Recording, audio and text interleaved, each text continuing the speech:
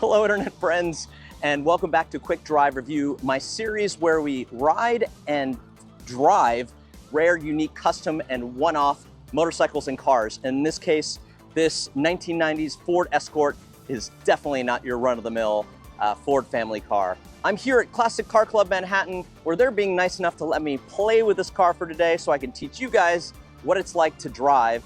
And my friend Shane, the fleet manager, is going to step in here and tell us why this is such a unique vehicle.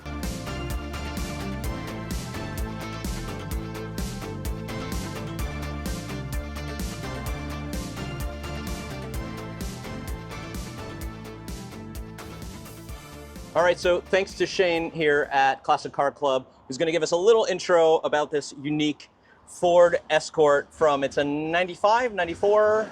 Yeah, the car is registered as a 95. There's a few little bits on it, interior-wise, the mirror caps that lead us to believe it might be a 94.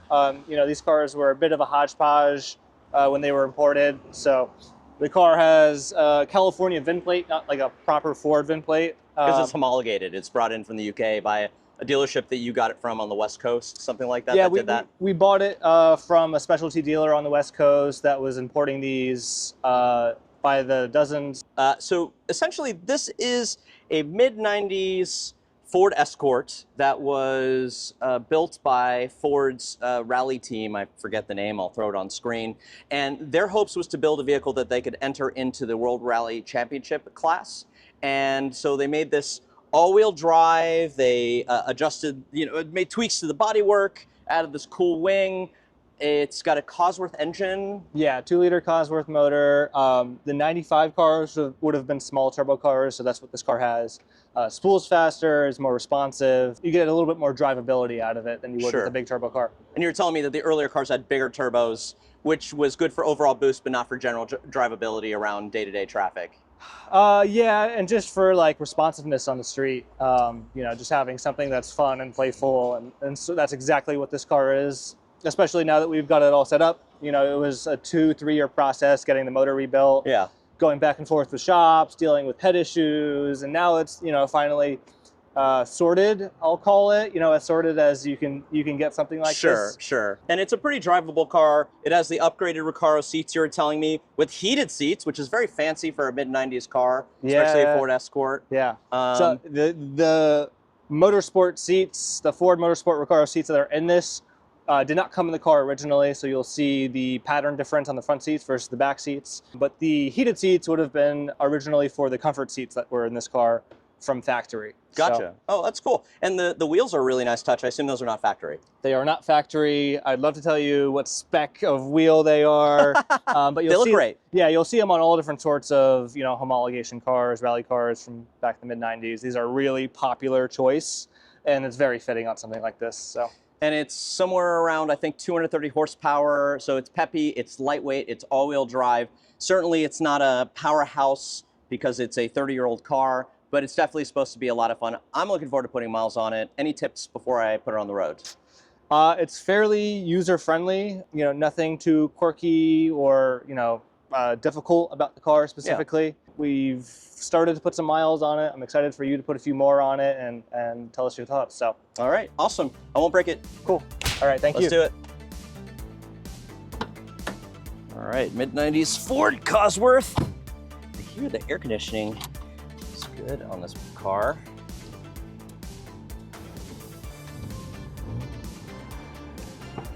Good. A little rough to start. Okay, guys, so this is just gonna be a little quick review. Manual seats. I have to remember the reverse is lift that little thing. There we go. Hopefully I don't drive into that cute little Rivian. Right away, feels very light. Steering feels very mechanical. None of that, whatever is it, drive-by-wire. All right. Oh, nice light clutch. Definitely feels short wheelbase. Yeah. Zoom in and around.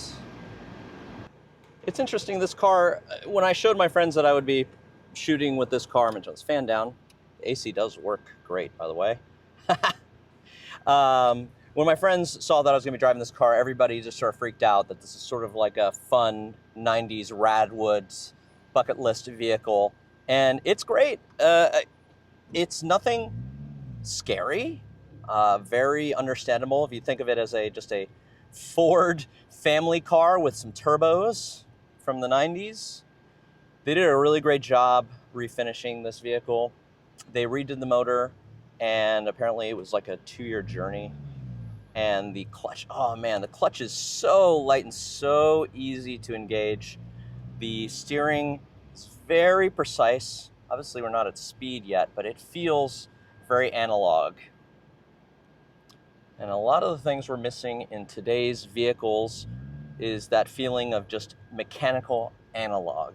I own a 1990 911, and one of my favorite things about that car is also the analog feeling of the steering and of the transmission. Something, I guess they're of similar generation, this being a 94, 95, my Porsche being a 1990, but it has that sort of familiar feeling to a C4 911 like mine. A big appreciation to my friends at the Classic Car Club for letting me drive this little guy. Hopefully they let me drive more of their fun vehicles they have in their fleet. I am a member there, but I don't have the fancy membership that lets me drive all the cars. You have different tiers. So the membership, the Classic Car Club, it's sort of like a country club where it's invite only or you have to apply, sort of like Soho House. But you essentially have to get invited, and then once you're invited, you can do a different tier of membership. I do, in all honesty, their baby membership, where I get just the ability to use their clubhouse, go to the events, use their amazing restaurant whenever I want, and I have a few points for driving some cars. So it's my partner's, it's her birthday in a couple weeks, so I'm probably going to take out their vintage Ferrari 328. Maybe I'll film some footage of that and take that for the weekend for her birthday. Very thankful this AC works great. Wish I had a CD for this Blaupunkt radio. That's pretty awesome. It's a trip down to my high school era, I guess. Although I would have killed to have a car like this in high school. I can tell that I'm a motorcycle rider because I, in the back of my mind, just wanted to lane split all of this traffic, and then I realized that I'm in a very valuable little rally car and I can't do that.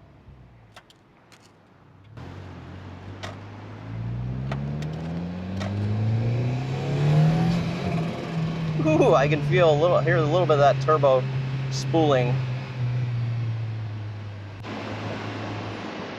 This would be a pretty cool daily driver. What do you guys think? Mention in the comments below, would you take this as your daily driver? Would you trust it? Maybe not in New York City. I mean, yes, could it do New York City? Yes, it could do New York City. Would you want to park it on the street or in one of those garages around town? I don't think so. I'm glad that the Classic Car Club offers the ability to have a vehicle like this, so us members can occasionally take it out. And in all honesty, I asked nicely and they let me take it out because I said I was going to make a video about it. All right, gang, we're going to get here on the highway shortly, and you can get a little bit of the power output. Got that manual steering wheel adjustment for little fellows like me. Okay, let's go. We're in second gear. Ooh, felt that power spool up. Really nice.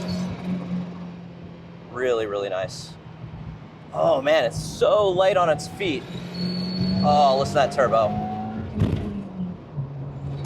So great. So great. What a joy. What a joy.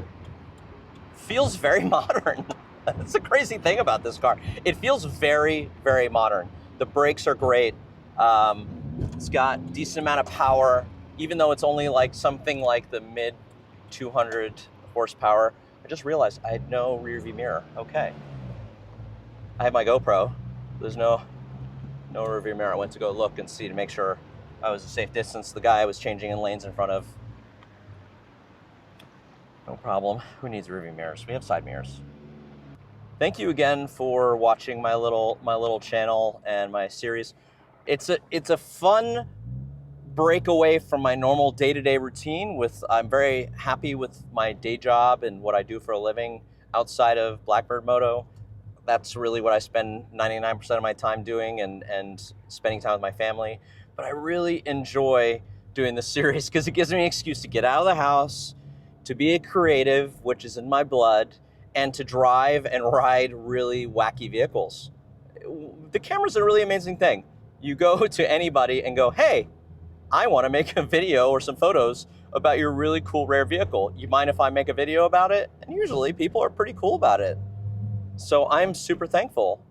And I have a really supportive community here in the city, in New York where I live, where folks outside of the city, you may not realize this, but there is a really strong automotive community. Of course, 90% of the vehicles are Ubers or taxis in the city, or delivery vehicles of some sort. But that 10%, man, there's some passionate people out there that love cars. There's going to be a Cars and Coffee at Brooklyn Speed this next weekend, August 10th. And I guarantee I'm going to see all sorts of cool, rare 80s and 90s BMWs, JDM vehicles, wacky Mercedes, all sorts of cool off-road stuff. There's even an off-road club here in the city. Now, you don't obviously off-road here legally, but there are some spots to drive within an hour or so outside the city. Okay, let's go. Watch out for the potholes. Suspension is very compliant. Not too bad. Does not beat you up for a little rally car. It is great. Wow. It's nice that you can enjoy a car of this generation that feels ultra reliable, that has a compliant suspension, feels very nimble on its feet. I can't wait to open it up. This next exit here. Okay, this is the exit we wanted. Let's go.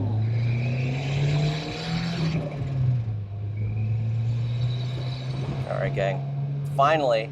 Oh man, it feels so planted. Going decent pace around this exit lane, and it just planted. Oh my God. Once that turbo spools up, it feels like it's just taking off. Awesome. All right, so we have a little short spot without traffic.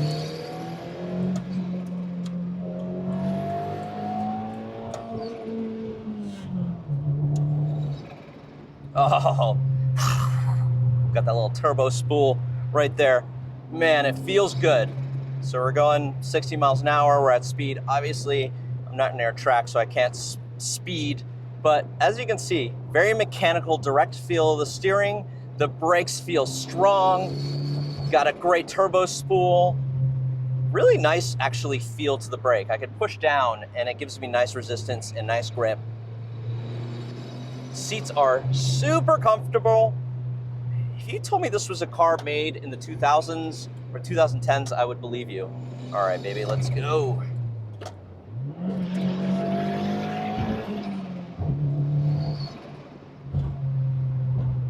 Watch out, Ford. Thank you. Just pushing it right now. Hitting those brakes. Brakes feel awesome. Holy cow. That is a great feeling. Hear those turbo spool. Thank you, West Side Highway, for giving me a little bit of breathing room. So yeah, quick review. What's it like? Obviously, we don't have access to a racetrack. Hopefully one day we can take a vehicle like this in a racetrack. But you get a very modern vehicle from the 90s. Obviously, the Classic Car Club's mechanics did a great job doing some modernization. They swapped out these seats. They're very comfortable. I feel like I could go on a nice long road trip on this thing. I want one, actually. It doesn't really fit all my camera gear and motorcycle in the back, which is why I need a truck. But it is a great, great car. I am definitely falling in love. I go, although I guess that's why I own a 911. Very similar experience though. I mean, maybe somebody has driven this car in a 911, 964, have a similar experience that they'd like to share, but yeah, feels like a little Ford 911. What a cool car. You can kind of see. So they have these one seats that have sort of this 1990s waves in it, and then it has these hexagonal shapes in the back. I love that wing in the back. Even has a sunroof. I don't know, I'm gonna have to tell my lady this may be our new family car. I think these things can be had for somewhere around 50, 60 grand if they're well sorted. And if you're asking me, based on the attention this thing gets, the way it looks, the way it drives, I think you're getting an excellent bang for your buck. Can I speak to the reliability? Oh God, no, I don't know. But the Cosworth name would make me, bringing a car in from England from the 90s would definitely make me think twice about general daily reliability. But it is performing exactly as it should. It feels just great. I bet you if I got in the Corolla GR, that it would feel very similar, although the GR, I believe, is a front-wheel drive sports car that's all-wheel drive. And you definitely feel the pull. It's a subtle explanation, a subtle description of what that feels like, but it definitely feels grippy, feels all-wheel drive. When I pushed it in the exit lane, it was, in the exit, it was very planted.